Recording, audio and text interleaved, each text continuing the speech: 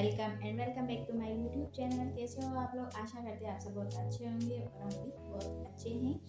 आज है 18 जनवरी। आज की वीडियो की शुरुआत करते हैं एक मोटिवेशन थॉट के साथ में। राह संघर्ष की जो चलता है, राह संघर्ष की जो चलता है वो ही संसार को बदलता है।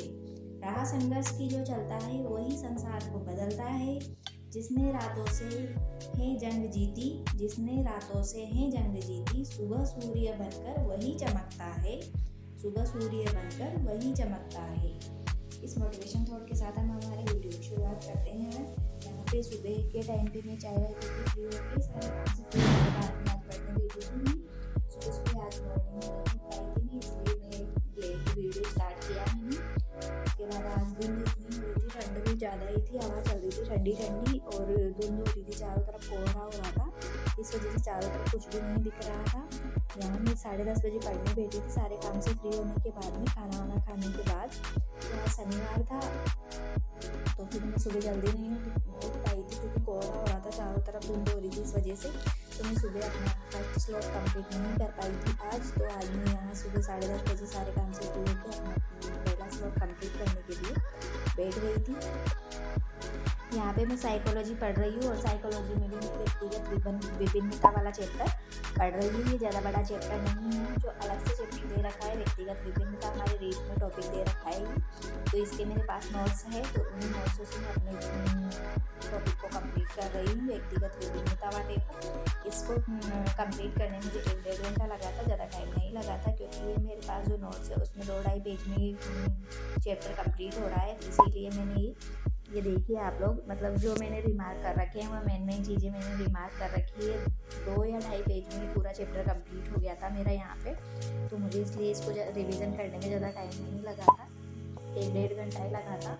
फिर उसके बाद में यहाँ पे मैं हिंदी पढ़ रही हूँ और हिंदी में आज कल मैंने संज्ञा वाला टॉपिक कंप्लीट किया था, तो फिर आज मैंने सर्वनाम विशेषण क्रिया ये तीनों चैप्टर कंप्लीट कर लिए हैं साथ में। तो संज्ञा सर्वनाम क्रिया विशेषण ये चारों टॉपिक कंप्लीट हो गए हैं मेरे। जो स्टार्टिंग में जो हिंदी से मतलब हिंदी की स्टार्टिंग जिनसे होती है ना, वर्ण विचार भी मेरा कंप्लीट हो गया है। उसके बाद संज्ञा सर्वनाम क्रिया विशेषण वाला टॉपिक भी मेरा कंप्लीट हो गया है हिंदी में।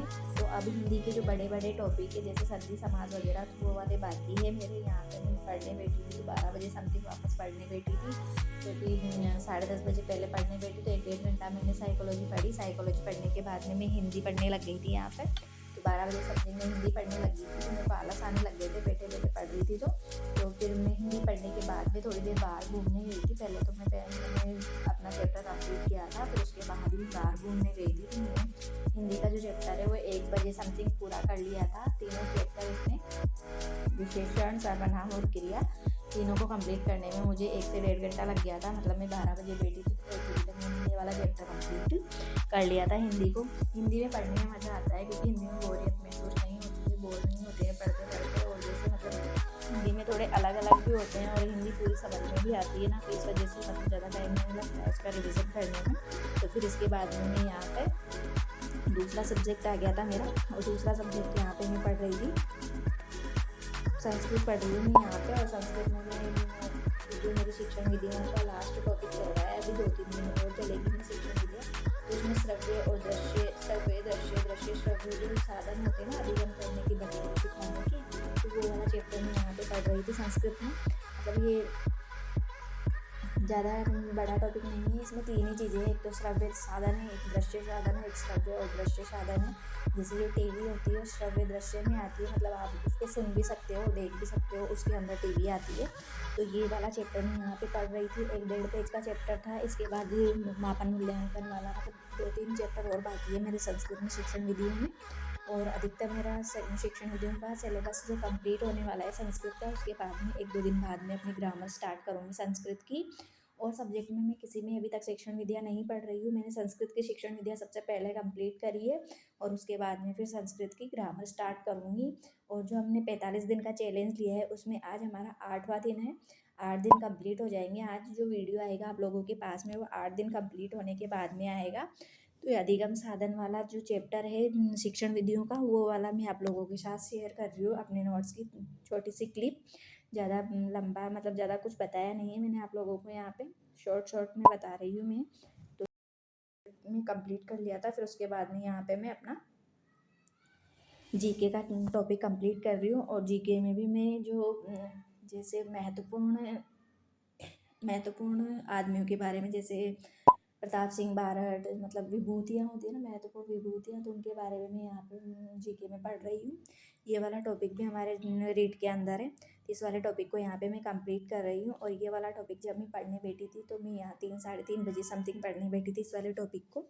चाय पीने के बाद में मैं अपना जीके वाला टॉपिक कंप्लीट कर रही थी। मैं डेली एक एक टॉपिक कंप्लीट करती हूँ, सभी सब्जेक्टों के 5 अलग अलग सब्जेक्ट है हमारे रीड के अंदर, और पाँचों के अलग अलग टॉपिक कंप्लीट करती हूँ मैं।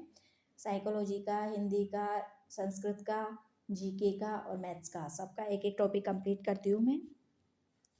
सबके एक एक टॉपिक कंप्लीट करने से ऐसा लगता है कि सभी सब्जेक्टों को हमने पढ़ लिया है। और अगर हम एक सब्जेक्ट पढ़ते हैं और एक नहीं पढ़ते हैं तो ऐसा लगता है कि एक सब्जेक्ट को अगर हम पढ़ते हैं ना तो फिर बोर हो जाते हैं। इसलिए मैं सभी सब्जेक्टों के एक एक टॉपिक लेके चलती हूँ, जिससे मुझे भी बोरियत नहीं होती है और मेरा सिलेबस भी थोड़ा जल्दी कंप्लीट हो जाता है अगर मैं सभी सब्जेक्ट का एक एक टॉपिक पढ़ती हूँ तो।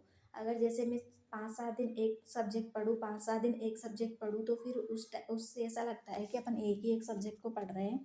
इस वजह से मैं एक ही सब्जेक्ट के पीछे नहीं रहती हूँ, मैं सभी सब्जेक्टों के टॉपिक पढ़ती हूँ, तो इससे मेरा सिलेबस जल्दी कवर होता है और सभी सब्जेक्टों के टॉपिक भी जल्दी कवर हो जाते हैं, जिससे मतलब आसान हो जाता है मेरे लिए पढ़ना।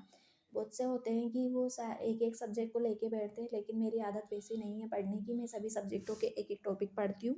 तो यहाँ मेरा जीके का जो टॉपिक है वो टॉपिक कंप्लीट हो गया है, और इस वाले टॉपिक को मैं सीखवाल वाली बुक से ही कंप्लीट कर रही हूँ। जो रीट वाली सीखवाल वाली बुक है मेरे पास, उसी वाली बुक से मैं यहाँ पे इसका रिवीजन किया है मैंने। ये बहुत बड़ा टॉपिक है, 5-7 पेज है इसमें गाइड के अंदर। मेरे को इसमें कम से कम 2 घंटे लगे थे इस वाले टॉपिक को पढ़ने में। और इस पर लास्ट में क्वेश्चन भी दे रखे हैं, 200-300 क्वेश्चन दे रखे हैं इसमें। इसमें आगे सेकेंड यूनिट में जितने भी टॉपिक आए ना उन सब के सारे क्वेश्चन दे रखे हैं यहाँ पे। 133 के आसपास क्वेश्चन दे रखे हैं। उसके बाद यहाँ पे मैं मैथ्स पढ़ने लग गई थी, और मैथ्स में भी मैं आज लाभानी वाला चैप्टर पढ़ रही हूँ। लाभानी वाले मैं शाम के टाइम पे पढ़ रही थी लाभानी वाला चैप्टर। जब मैं पढ़ने बैठी थी, जब 6 बज गए थे, जब मैं मैथ्स पढ़ने बैठी तब 6 बज गए थे। शाम का टाइम हो गया था, सर्दी लगने लग गई थी बाहर, थोड़ा मतलब हल्का सा अंधेरा टाइप होने लग गया था। तो यहाँ पे मैं सबसे मतलब सबसे लास्ट में आज मैथ्स पढ़ रही हूँ। वैसे तो मैं मैथ्स को सबसे स्टार्टिंग में पढ़ती हूँ अगर मैं सुबह के टाइम पे उठ के पढ़ती हूँ तो, क्योंकि मैथ्स पढ़ने से मुझे आलस नहीं आते हैं। लेकिन आज मैं मैथ्स को सबके लास्ट में पढ़ रही हूँ, क्योंकि आज मैं सुबह उठ के नहीं पढ़ी थी, इस वजह से मैंने मैथ्स से स्टार्टिंग नहीं की थी। तो आज मैंने स्टार्टिंग में साइकोलॉजी पढ़ी है और लास्ट में मैथ्स पढ़ी है, और मैथ्स में लाभ आने वाला चैप्टर में यहाँ पे कंप्लीट कर रही हूँ अपना। लाभ आने वाले चैप्टर ज़्यादा बड़ा नहीं है, इसमें 8-10 टाइप है, अलग अलग टाइप के क्वेश्चन है। सभी टाइप के क्वेश्चन मैंने यहाँ पे सॉल्यूशन किए हैं। जो मेरे पास इकबाल की बुक है उसी बुक से मैं अपना सॉल्यूशन कर रही हूँ यहाँ पे। और हमारे 8 दिन कंप्लीट हो गए हैं 45 दिन में से। अब हमारे पास रीट में 27 फरवरी का हमारा पेपर है, 27 फरवरी 2025 को।